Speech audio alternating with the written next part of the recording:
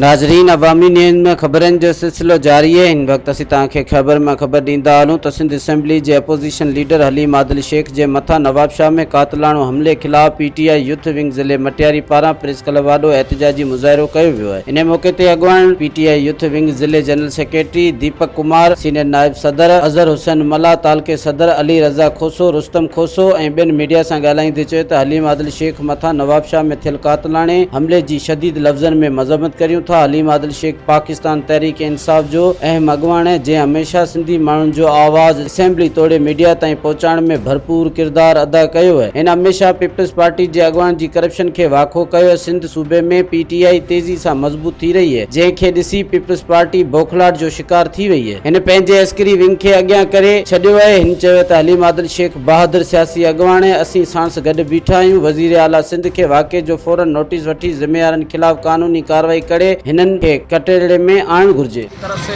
सरदारी league जो डाकू league है उसके खिलाफ हमने प्रोटेस्ट जिले मचे की तरफ स्टार्ट करवाया है।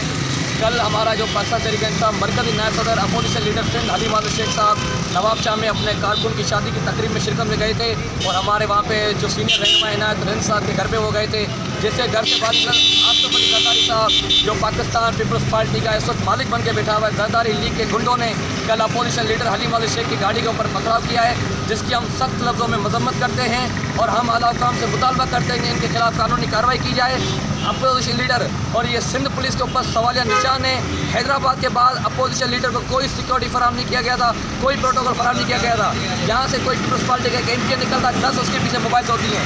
हमारे सिंध का अपोजिशन लीडर नवाबशाह अपने कारकुन की शादी की तकरीब में गया, पार्टी के दौरे में गया, कोई सिक्योरिटी नहीं थी। मज़ीद खबरों और तफसीलात के लिए विजिट करें हमारी वेबसाइट www.awamiNewsHD.com।